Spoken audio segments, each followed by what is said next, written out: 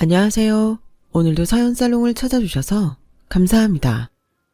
결혼을 앞둔 예비 신부예요. 저는 3년 전 파혼을 경험했어요.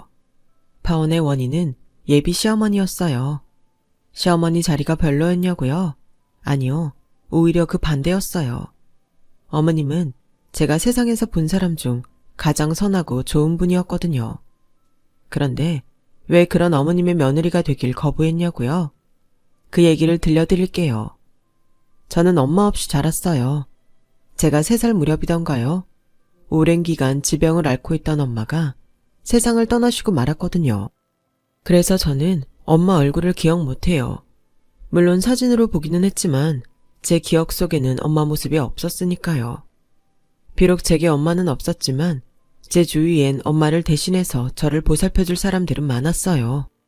제가 태어나던 순간부터 아픈 엄마를 대신해 저를 돌봐주었던 유모가 있고 저희 친할머니와 고모들도 있었거든요. 엄마 잃은 손녀가 가여웠던 할머니는 저를 위해 지원을 아끼지 않으셨어요. 엄마 사랑을 줄 수는 없지만 적어도 돈으로 할 수 있는 건 다 해주셨죠.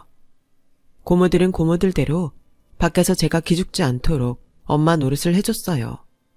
어린이집에 등하원을 맡아 해주었고 유치원 행사가 있을 때는 엄마 역할을 톡톡히 해주셨거든요. 선생님들 외에는 제가 엄마 없는 아이라는 걸 모를 정도로 완벽하게요. 하지만 딱 한 사람, 아빠만은 제게 그 어떤 노력도 하지 않았어요. 마치 저와 담을 쌓고 살려는 사람처럼 제게 곁을 내주지 않으셨죠. 매일 아침 일찍 출근해서 밤늦게 돌아오는 아빠는 한 번도 저를 안아주지 않았어요. 제가 아빠한테 다가가도 무뚝뚝한 표정으로 일관하셨죠. 그럴 때마다 저는 아빠는 나를 싫어하나 보다 생각했어요. 그런 생각이 들다 보니 저 역시도 아빠 곁에 다가가지 않게 되었죠. 이런 제 모습이 마음에 걸렸는지 할머니는 제가 묻지도 않았는데 아빠 대신 변명을 하시곤 했어요. 예진아, 아빠한테 많이 서운하지? 그런데 말이다. 아빠도 우리 예진이랑 놀아주고 싶지만 일 때문에 바빠서 어쩔 수가 없어. 아빠는 사장이잖니? 그 많은 직원들을 먹여 살리려면 엄청 바쁘고 일도 많이 해야 되거든. 예진이가 아빠 좀 이해해 주렴. 아빠는 돌아가신 할아버지를 대신해서 회사를 꾸려나가고 계셨어요. 제가 태어나기도 전부터 말이죠. 할머니 말대로 정말 바빠서 그랬는지는 모르겠지만 아빠는 집안일에 신경을 쓰지 않았어요. 좀 더 정확히 말하자면 집안일이 아니라 저한테 신경을 쓰지 않았다고 해야 맞는 말일 거예요. 어릴 때는 그런 아빠가 많이 미웠지만 나중에 저희 엄마가 돌아가신 이유를 듣고 나서는 그 당시 아빠 심정을 조금은 이해할 수 있었어요. 저희 엄마는 출산이 힘들 정도로 몸이 약했는데 아이를 갖고 싶은 마음에 아빠 몰래 피임을 중단하고 저를 가지셨대요. 아빠의 반대에도 불구하고 출산을 감행한 끝에 몸 상태가 더 안 좋아져서 결국 세상을 떠나게 된 거였죠. 아빠는 엄마의 죽음이 저 때문이라고 생각했던 모양이에요. 저만 아니었으면 엄마가 그렇게 일찍 세상을 떠나지는 않았을 테니까요. 그러니 제가 곱게 보였겠어요. 밤에 집에 돌아오면 아내의 빈자리가 느껴지고 거기다 엄마 잃은 딸까지 있으니 아내 생각이 더 절실했겠죠. 30이 간 넘은 나이에 하루아침에 사랑하는 아내를 잃고 마음 들 곳이 없었던 아빠는 회사 일에 매달리기 시작했어요. 덕분에 회사는 할아버지가 운영할 때보다 더 번창할 수 있었죠. 저희 집안 형편은 말할 나위 없고요. 부유했던 제 어린 시절은 남부러울 게 하나 없는 풍족한 생활의 연속이었어요. 엄마가 없긴 했지만 엄마의 빈자리는 앞서 얘기했던 유모와 가족들이 대신 채워주었으니까요. 큰고모는 제가 초등학교에 입학하자 입학시까지 따라와 엄마 노릇을 했고 덕분에 반 친구들 모두 저희 큰고모가 제 엄마인 줄 알았어요. 제 입으로 우리 엄마라고 한 적은 없었지만 저희 큰고모가 여느 엄마들 못지않게 저를 챙겨주셨기 때문에 아무도 의심을 하지 않았던 거죠. 큰고모가 시집을 간 후론 작은고모가 바통을 이어 엄마 역할을 해주었어요. 그러다 제가 중학교에 들어가면서 유모가 일을 그만두었고 얼마 뒤 작은고모마저 결혼을 하게 되면서 더는 엄마 역할을 해줄 사람이 없게 되었죠. 고3 때 진학을 앞두고 학부모 상담이 있었는데 하필 그날따라 두 고모 모두 시간이 안 돼서 난감한 상황이 되고 말았어요. 할머니는 연세도 많으셔서 학교에 오신다 해도 별 도움이 안 될 거라 내심 걱정을 했는데 생각지도 못했던 아빠가 학교로 오셨더라고요. 상담을 마치고 아빠 차를 타고 함께 돌아오는데 어찌나 어색했는지 몰라요. 기사 아저씨 대신 아빠가 직접 운전대를 잡고 저는 보조석에 앉아 있어서 더 그랬죠. 부녀간의 대화 없이 침묵만 흘렀어요.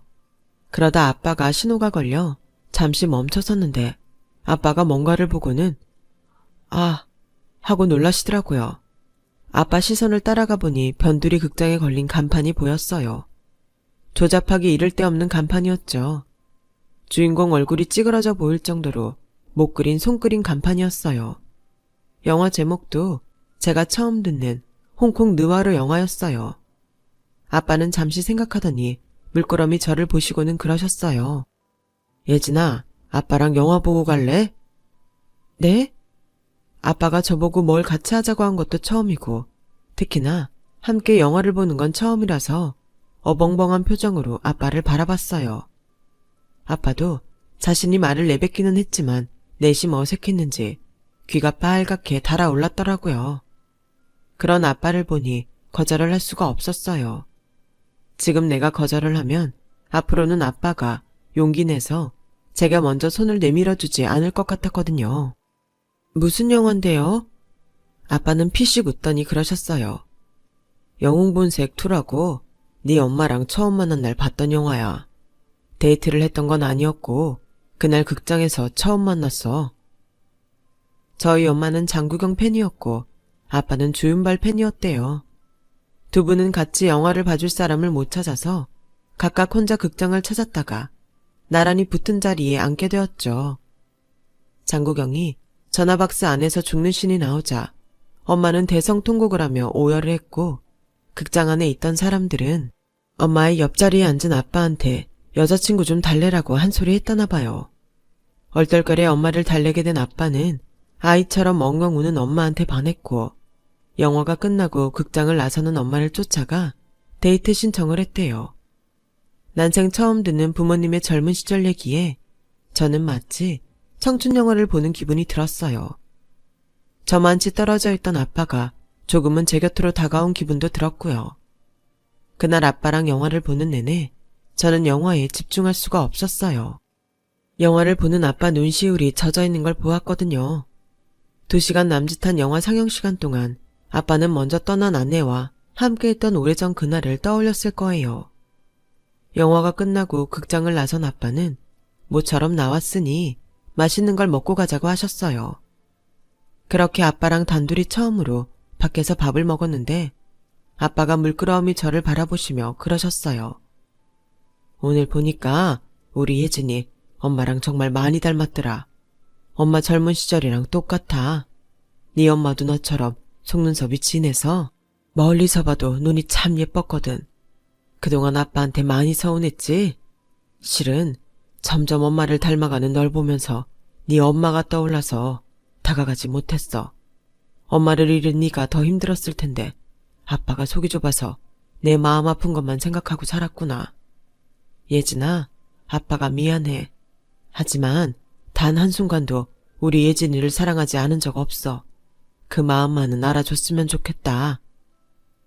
아빠의 수줍은 고백에 그동안 꽁꽁 얼어있던 제 마음이 녹아버렸어요. 그날 저는 아빠를 통해 그동안 아빠가 저를 미워했던 게 아니란 사실을 알게 되었고 무뚝뚝한 줄로만 알았던 아빠가 생각보다 여리고 감성적인 사람이란 걸 알게 됐어요. 그날 이후 저는 아빠랑 종종 극장 데이트를 하곤 했어요. 고3이라서 바쁜 와중에도 가끔씩 머리를 식힐 겸 해서요. 그러는 동안 몰랐던 아빠에 대해 많은 걸 알게 되었고 멀게만 느껴졌던 부녀지간도 많이 가까워졌어요. 제가 대학을 졸업하던 해 할머니마저 세상을 떠나셨을 때도 곁에 아빠가 있어서 덜 외로웠어요.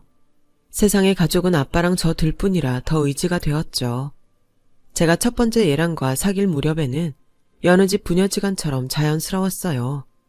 예랑이 저희 아빠랑 제 사이를 질투할 정도로 말이죠. 딸들은 원래 아빠랑 그렇게 친해? 난 우리 아빠랑 말도 잘 안 하는데.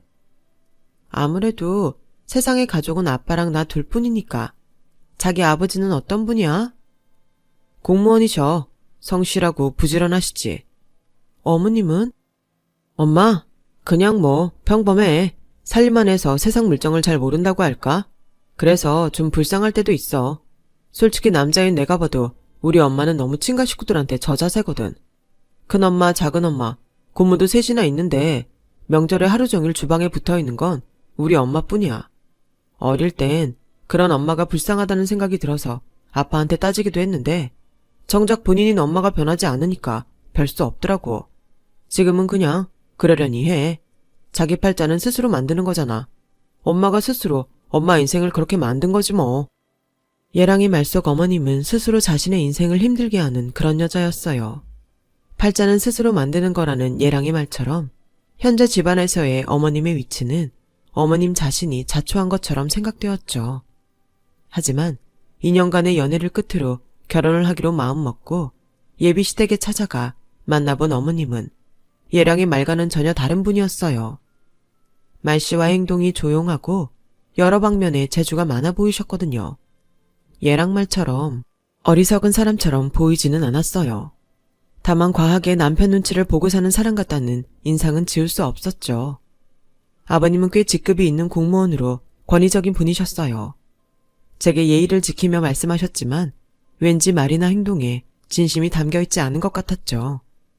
형식적인 예의와 의례적인 친절, 딱 그 정도였어요. 그땐 처음 뵙는 자리라 어색해서 그런 게 아닐까 생각했어요. 그날 인사를 마치고 집으로 향하는데 예랑이 눈치 없이 자기 아버지가 저를 마음에 들어한다는 둥, 결혼식은 가급적 빨리 했으면 좋겠다는 둥, 지 좋은 얘기만 떠들어댔어요. 제 기분은 아랑곳 없이 말이죠. 자기 부모님은 어떻게 만나셨대? 아버님이 어머님께 하시는 걸 보면 그리 애정이 있는 것 같진 않던데. 아, 우리 아빠가 대학 다닐 때 엄마 사촌동생 과외 선생이었어. 엄마는 그 집에 같이 살고 있었고 잘 사는 집 조카니까 집이 어느 정도 살겠거니 하고 꼬신 거지. 우리 아빠가 그런 쪽은 두뇌 회전이 좀 빠르시거든.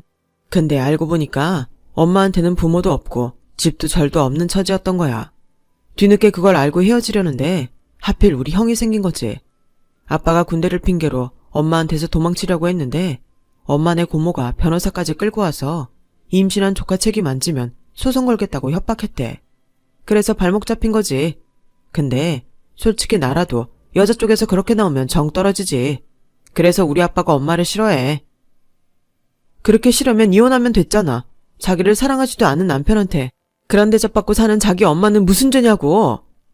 그러자 예랑이 인상을 찡그리며 갈등하다가 말했어요. 실은 나 결혼하고 나면 우리 아빠 조론하시겠대. 우리 아빠 정년퇴직 얼마 안 남았잖아. 결혼하면 연금도 나눠 가져야 된다고 그거 주기 싫어서 꼼수 쓰는 거지. 엄마는 그런 것도 모르고 아빠 말이라면 받들고 살지만. 그런 말을 실실 웃으며 하는 예랑을 보니 이 사람이 내가 알던 남자 맞나 싶을 정도로 낯설고 무서웠어요. 자식 새끼 키워봤자 소용없다더니 어쩜 아들이란 게 그런다니? 자기 이 결혼 정말 할 거야? 유부녀인 내가 봤을 땐 그 남자 텄어. 지 엄마한테 하는 것도 그렇고 아들은 자기 아빠 판박이거든. 젊을 땐 몰라요. 근데 나이 들면 점점 내 남편이 시아버지처럼 된다니까. 심란한 사람 앞에 두고 이런 말 하면 안 되지만 자기 결혼 걱정된다. 결혼을 앞두고 조언을 구하려고 직장 동료한테 시댁 일을 말했는데 오히려 불안한 마음만 더해졌어요. 그런데 그 걱정은 기우가 아니었어요. 결혼식 날짜가 정해지자 아버님은 슬슬 본색을 드러내셨는데 그 모습이 정말 추잡해 보였거든요. 제 앞에서는 당신은 욕심이 없다시며 결혼은 간소하게 하자고 하셔놓고선 어머님께 들려보낸 예단비 금액이며 예단 목록은 간소한 게 아니라 과하게 호사스러웠거든요. 하나같이 당신이 쓸 물건들로 채워진 예단 목록에 저도 모르게 헛웃음이 튀어나왔어요. 그러자 어머님은 그런 제 앞에서 죄인처럼 고개를 숙이셨죠. 너무 과하죠? 미안해요. 아니에요. 그런데 이거 전부 아버님이 쓰실 것들인가 봐요. 골프채 세트며 안마의자, 낚싯대까지. 원래 예단을 이런 걸로 준비하는 건가요? 제가 엄마가 없어서 어디에 물어볼 데가 없어서요. 그러자 어머님은 잠시 침묵하시고는 결심한 듯 제게 말했어요. 이 결혼 꼭 해야겠어요. 내가 보기엔 예진 씨는 어디 가서도 사랑받을 수 있는 사람 같은데 왜 굳이 이 결혼을 하려고 하는 건지. 내 아들 혼사에 이런 말 하는 거 이상하게 들릴지 모르지만 솔직히 나는 지금이라도 예진 씨가 이 결혼 접었으면 해요.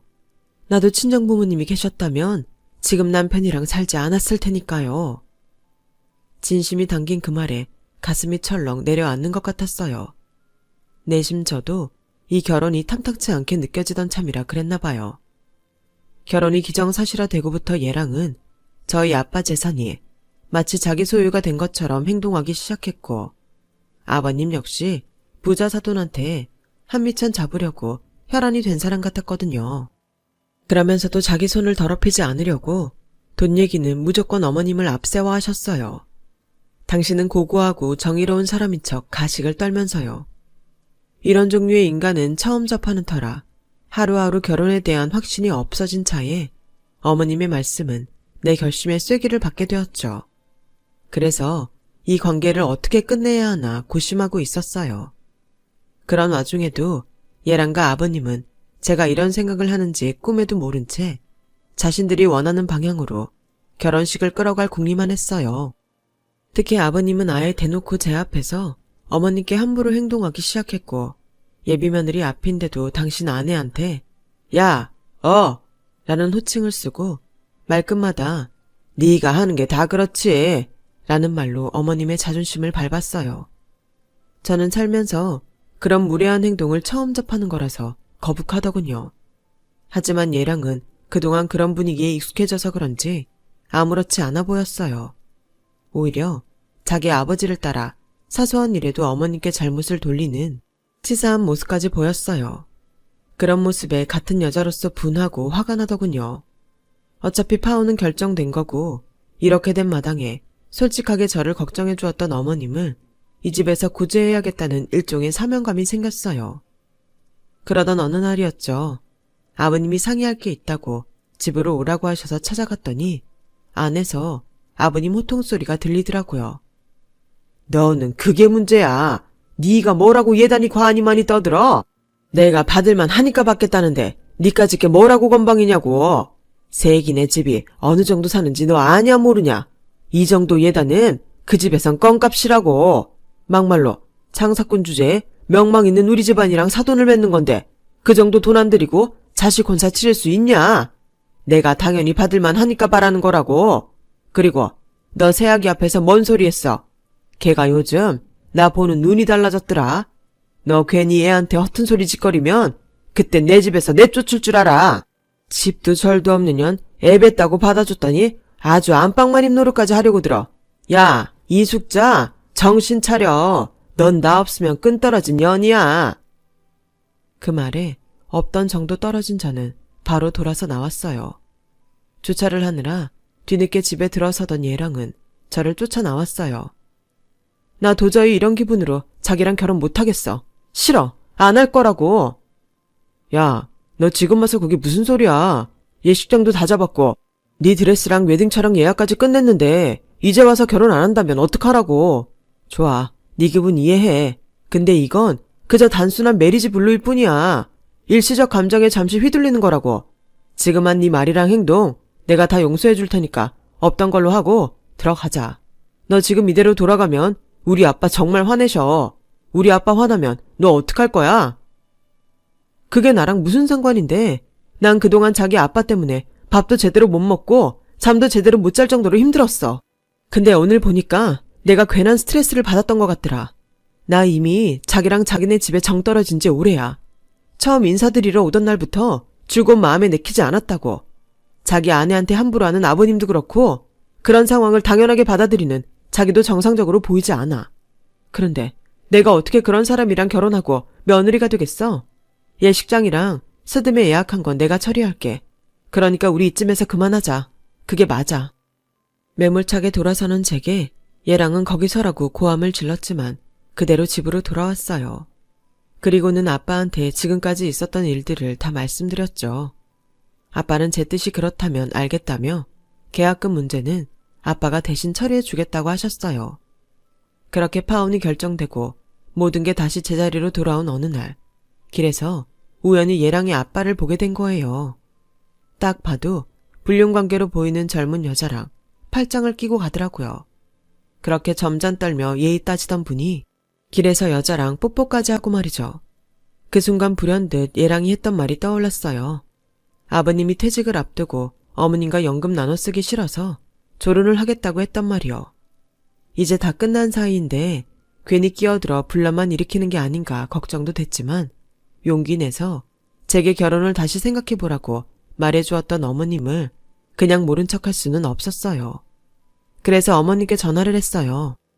만나 뵙고 말씀드릴 게 있다고요. 몇 달 만에 다시 만난 어머님은 전보다 많이 여위고 얼굴이 말이 아니었어요.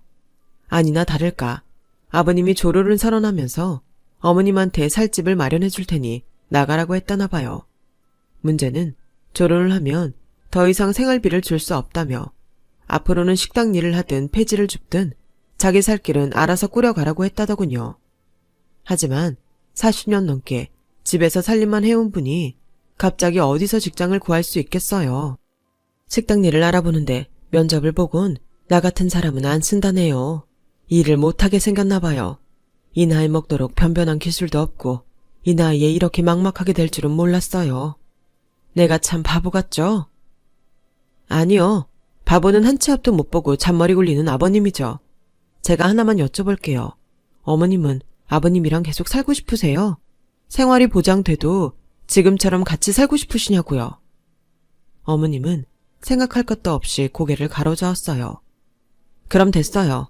제가 본 것도 좀 있고 어머님께는 신세진 것도 있으니 이번 일은 저한테 맡겨주세요. 아무 걱정 마시고요. 저는 얘랑한테 들은 얘기와 얼마 전 길에서 아버님을 본 얘기를 하나도 빼놓지 않고 말씀드렸어요. 역시나 어머님도 아버님의 외도는 눈치를 채고 있었더라고요. 지금까지 사는 동안 그런 일이 한두 번이 아니었지만 눈 감고 귀 닫고 살아오셨다는 말도 덧붙이셨죠. 얼마 뒤 저는 저희 아빠 회사의 고문 변호사님을 얘랑 집으로 보냈어요. 더불어 업체를 통해 알아낸 아버님의 외도 증거도 첨부해서요. 변호사님이 이혼 서류를 내밀며 재산 분할에 대한 청구를 할 예정이라 말했더니 펄펄 뛰면서 집기를 부수며 쌍욕을 하시더래요. 변호사가 와 있는데도 아내한테 폭력까지 행사하시면서요. 그 바람에 이혼 소송에는 폭력에 대한 처벌까지 첨가됐어요. 변호사가 돌아간 이후 아버님은 제게 전화해 이게 다 저 때문에 벌어진 일이라며 일을 가셨어요. 너 처음부터 이러려고 내 집에 시집 오겠다고 했었냐? 천한 장사꾼집 딸 아니랄까봐 하는 짓도 천박하게 그지없구나. 네가 내 아들이랑 내 인생 이렇게 만들어놓고 편하게 다리 뻗고 살 수 있을 줄 알아? 너 내가 가만 안 둬? 가만 안 두면 어쩔 건데요? 소송이라도 거실 건가요? 아니면 사람이라도 보내 해코지를 하실 건가요? 어떤 방식으로 하든 저 안 당해요. 잘 아시겠네요. 그쪽이 말한 그 천한 장사꾼이 돈이 꽤 많다는걸요. 그리고 요즘 세상에 손바닥으로 하늘을 가릴 수 있을 것 같아요? 공무원이시라고 했죠? 가정폭력의 외도까지 공무원 품위를 훼손하시고도 온전히 연금 수령 가능하실까요? 박수 받으며 퇴직은 할 수 있을 것 같냐고요. 자신 있으면 어디 한번 해보세요. 누가 이기나 해보자고요. 결국 아버님은 어머님을 대신해 소송을 맡은 변호사의 요구대로 재산 분할과 더불어 정년퇴직 후 받게 될 연금까지 분할하게 되었어요. 이혼을 한 어머님은 주택가에 가게가 딸린 방을 얻어 수혜방을 여셨어요. 전문가 못지않은 뜨개질 솜씨를 10분 발휘해 뜨개질 교실을 겸해 용품 판매를 하기로 하신 거죠. 처음 문을 연 거라서 아직 벌이는 시원찮지만 그래도 남편 그늘에서 벗어나 모처럼 자신 뜻대로 사니 사는 것 같다고 하시더라고요. 45년 결혼 생활 동안 남편과 아들한테 인간 취급도 못 받고 살았던 어머님은 환갑이 넘은 나이가 돼서야 온전히 당신 인생을 살게 되었어요. 저는 그런 어머님 댁을 드나들며 제 엄마한테 받아보지 못한 사랑을 듬뿍 받을 수 있었어요. 어머님이 해주신 집밥을 먹고 따뜻한 아랫목에서 함께 이불 덮고 누워서 군고구마를 까먹는 호사도 누리면서요. 그리고 2년 뒤 제가 새로운 사람을 만나 결혼을 앞두고 인사를 드리러 갔을 땐 어머님의 수혜방은 사람들로 가득했어요.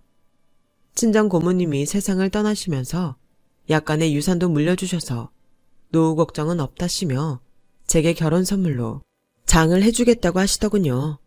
엄마 없는 서름 당하지 말라고 친정엄마 대신해서 해주는 거니까 사양 말고 받으라고요.